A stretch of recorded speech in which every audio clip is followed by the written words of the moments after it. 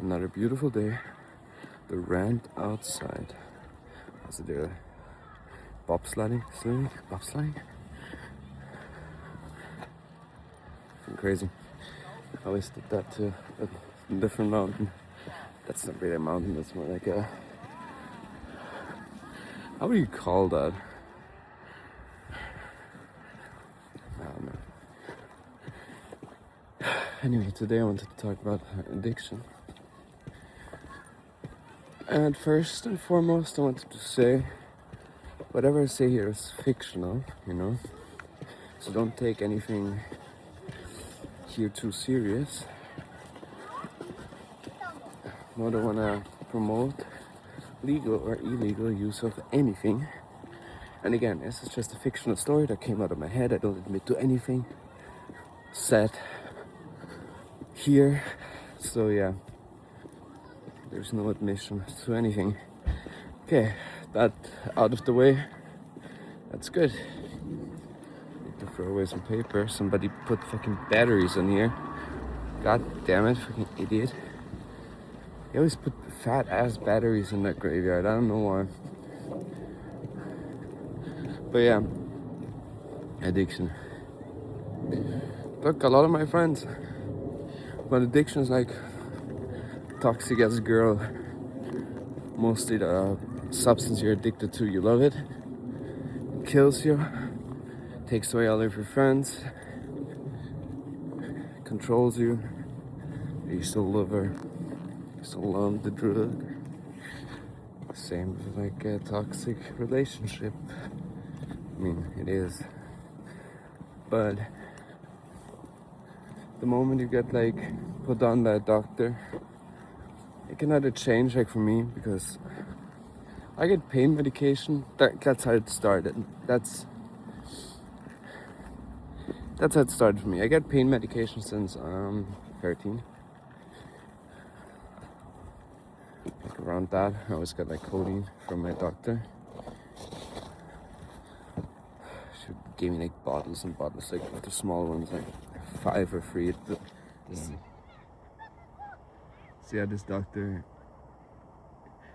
gave me the medicine in her little station, her little. It wasn't a pharmacy. She gave it to me from her own office, like her doctor's office. And I was 13, and that didn't last long. So yeah, that doctor gave me the medicine in her own like doctor's office. And funnily enough, she left and never came back. I don't know how you get a doctor's license, have your own place and just leave, but I was about 13, about to turn 14. And again, this is not admission of guilt or anything. I'm not guilty. It's just a fictional story, so none of this is real, obviously. But at 13, I wanted to just test out every substance that's out there. I know it's not that smart, and it doesn't sound very smart, but I felt like I was Alexander Shulkin. So, yeah. And I got the opportunity to do a candy flip. And before that, I only got Ritalin prescribed, and that was a wrong diagnosis, so I was only on speed, and that made my life hell and made me the person that I am now, for good and for the worst. Fucked up my brain, it scrambled it. But yeah, before I only took codeine and that and a little bit of weed, but I never really liked weed that much, so I wanted to test everything else. So I got the opportunity and I did the candy flip, and it was the best thing in my life. I hung out with my plug, we're talking, we're going to the forest, just having fun, you know. It was amazing. We're out from like 12 to like 12 at night, like for real. It was crazy. Didn't sleep at all, pretty much. And the surface, I lived at a place that was like very rocky, and deep incline, so it felt like we were on the moon at night because it was all gray, and I was like, damn, I'm on the surface of the moon. And I was listening to all sorts of music, and it changed my mind on a lot of things. Like, I thought very different before, and now how it's kind of weird to say when you were 13 that you thought differently, but I did. I grew up very conservative, and I was a little bit in that because of my family. My mom doesn't have any views politically, but that changed me in that day, and that's when I started to think. I was like, it became like more, like I started to question like every authority, you know. Very cliche, but yeah. So yeah, I started more to think about human rights, this, that, about, you know, how women are like getting much less in society than men do, and all those things that everybody knows. But for me, it was like eye-opener, and I'm glad. But it didn't clench my thirst. So after that, I got the chance to take more Molly, and I started taking it every weekend. And then it didn't work anymore because it broke my serotonin in my brain, obviously. So I started to test other things like 2CB, which was like the least of the bad things that I tested. But I had like great times. Like every time I was hanging out with my friends, we're at my old home, we're goofing around, going in the forest, like having the best time. Like when I was 14 at the time, I had my first girlfriend, you know, and back then she brought so much stuff, like so much Molly and this and that. Apparently, I don't know how she did that because she didn't live here, and that was also the day where she broke up. But I was already like taking all of her stuff.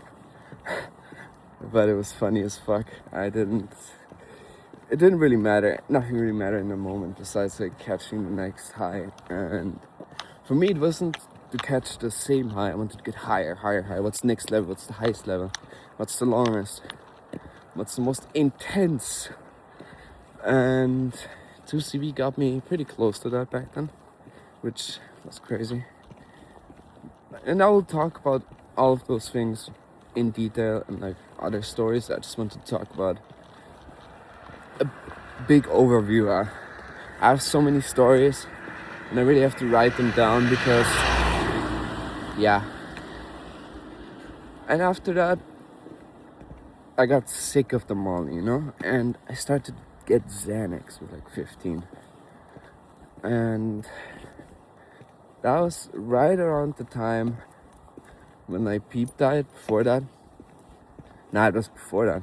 It was 2014. I started taking Xanax, and when Peep died, I don't know, I already got so many prescribed by my doctor because at that time I was homeless. So on top of that, I got like codeine tablets because she saw like all the syrup I got prescribed, not syrup, but like those little bottles.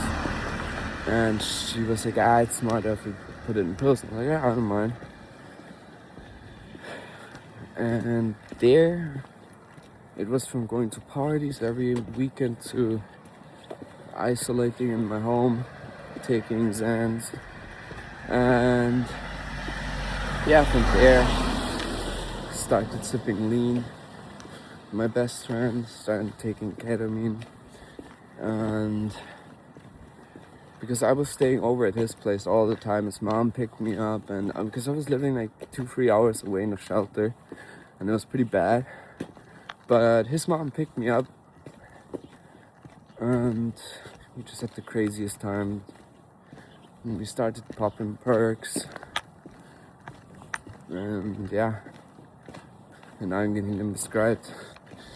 So lost its magic in a way. But yeah, And we thought it was all harmless from popping Xanax every day, and he was the first one who got addicted, like pretty bad. And he still went to school. I couldn't because I lived so far away, so I had to stop and find a way to do it from home, and I couldn't. I had to finish it with 18, which was very hard for me, but I did, and I'm proud of that I didn't give up. I was like, yeah, we'll finish it, because I obviously wanted to work normally and get a higher degree in school one day, but that's another thing. So yeah, he was the first one to get addicted. I was second, but I was not done with my mission yet. I was still testing on every different opiate now. I was like codeine, morphine, hydrocodone, hydromorphone, oxycodone,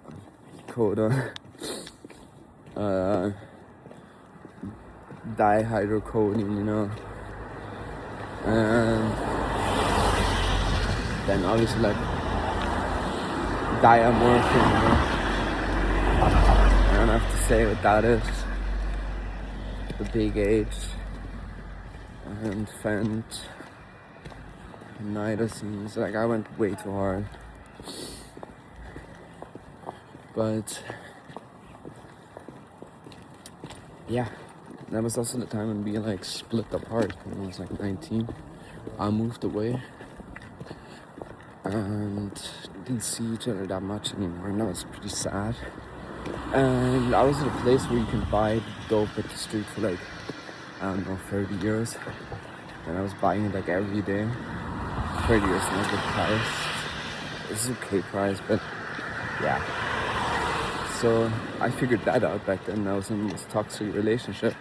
So instead of coping with it, because I just wanted to get away, but I was not smart enough to get away from the relationship, I just started to get away from everything.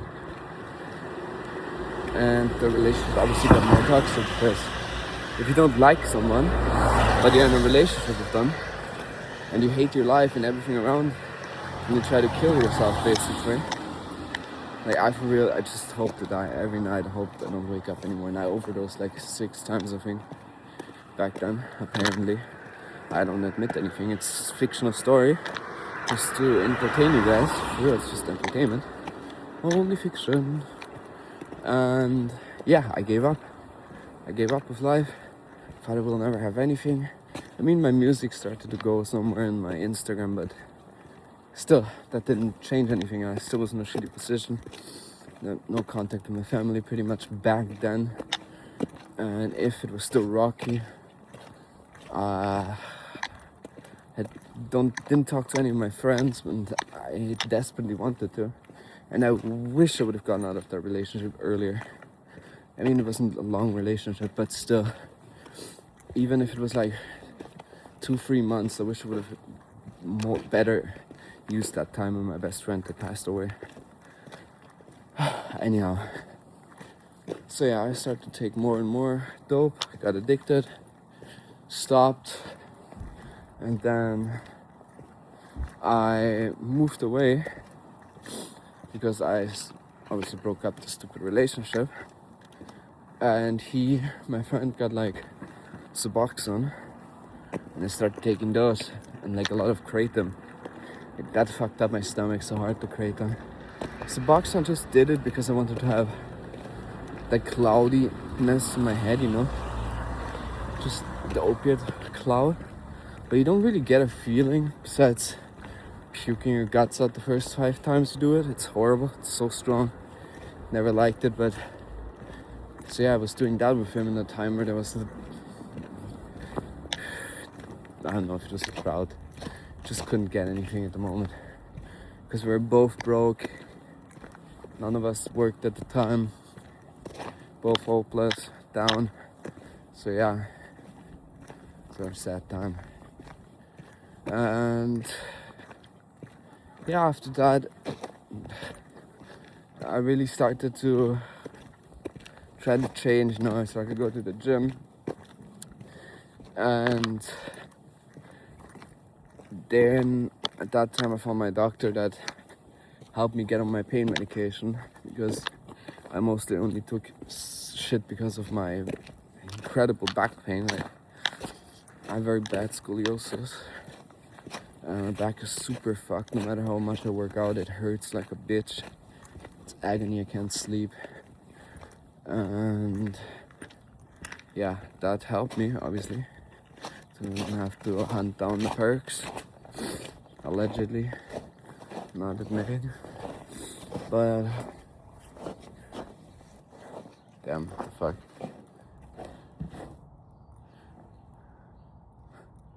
But yeah, it was crazy. The thing is just, it never left my brain no matter how long I was off it. I was always like in pain or this, I felt this way. And then, you know, I felt more and more the regret of all my friends dying, the ones that really felt close to, and all of that and those burdens obviously fucked my mental super hard. So I chose to go to therapy and changed, you know, because I was like, that's a sign. I'm the only one that's alive. I'm the last one that's here. So I better make a move, you know. That makes sense. I don't know if that makes sense. But yeah. So I just focused on working, this and that. But yeah, I mean, I chased that high, get higher and higher every time. And I overlooked a lot of things. But I know I will be dealing with that the rest of my life, honestly. But still, I want to have a good paying job, you know. I want to make money, I want to save money. And I saved money the whole year and started to build my own business with like consoles. Had my ups and downs there. It's not perfect, but I sold some consoles, so. I also want to do trading cards and stuff like that, but yeah, didn't get to that yet. I only have the Yu-Gi-Oh cards with my best friend. That's so funny.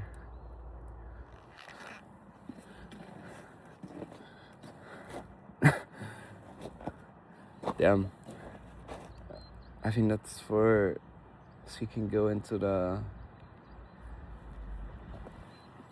thing. Into the mine. It's pretty cool.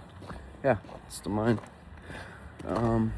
But yeah, I just wanted to have a good life, you know, and want to be the best version for my partner and all of that.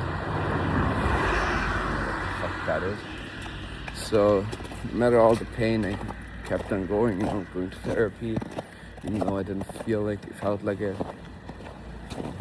working. And at the beginning, you have to work shitty jobs. You have to study things that others already have. But trust me, when you hit the first milestone or something, you're gonna feel so proud that all of that will not matter. And your success is from yourself. You know, it's nobody else measures your success besides yourself. So I saw it as a sign that I'm still here, that I'm alive. That's part of the old silver mine. Down up there, down there and then up. That's where I lived. A lot of cool waterfalls. Good memories up there. Bad. Good and bad. But yeah, I'm proud that I started to see more clear like that. Obviously, I'm not fully mentally where I want to be. I'm not fully physically where I want to be. Obviously, I still gained weight, healthy weight, you know, because I was 60 kilos and I'm 80, and I'm pretty tall. So yeah, you know, I took the work, and all of those small things what other people would think are insignificant were the most significant goals I had, you know. I took my goals step by step. Like, finding a job, going to therapy, doing this, maybe getting a promotion, maybe doing this, maybe changing the job, maybe studying for this on the side, selling that and that many consoles, modding this and that many for people, and yeah, just been like more ingrained in that. And as much as I wish I could share to my best friend, I know he's here. He's here right now, you know. Everywhere I go, I know that for a fact. I know it. But that's what I wanted to say. Addiction will haunt you for the rest of your life, mostly if you are fully addicted. But you don't have to be using. And even if there's ways to get it from a doctor, I mean, in Europe that's pretty easy. Depends. Germany, Austria, Switzerland. Very, very easy places. And yeah, that's all I wanted to say with that. So that looks fucking sick as fuck. Damn. It's like fucking skull when you hit the mountain. But yeah,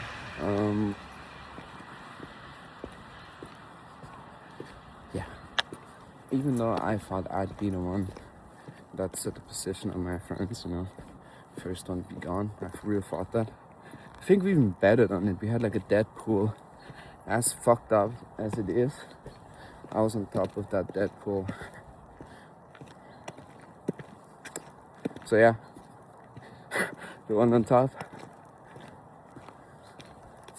Yeah, doesn't make sense. The universe works in very strange ways. But what I wanted to say again is addiction might follow your whole life, but it doesn't need to dictate your whole life. It might be a little part of you that's with you. But yeah, it doesn't have to dictate your life and like change your future. Your past doesn't define you now. Neither does it define your future. So I hope all of that makes sense. It was a very long video of me just ranting about that. And I have a lot of good stories with my best friend, like, you know, like fictional stories that I can make videos about. And I've made drug stories before, but I have better equipment now, from phone to microphone. So, and now I can write it down better and think better because I'm much clearer in my head. Not fully, obviously, but yeah. Still, I think I can take that challenge. But yeah, I love y'all. I hope you get that all of that's now doesn't have to define you, and that you can get out even if all the odds are stacked against you. But yeah, just enjoy time with your friends. It's the most important thing. But I enjoy the memories. Whenever I take those walks, whenever I go where I lived, my friends lived, just look around and I see the memories. I see us walking, laughing, having fun. I will always have that. I always have my best friend with me. So I got my snake bites again. So when I look at myself, see that.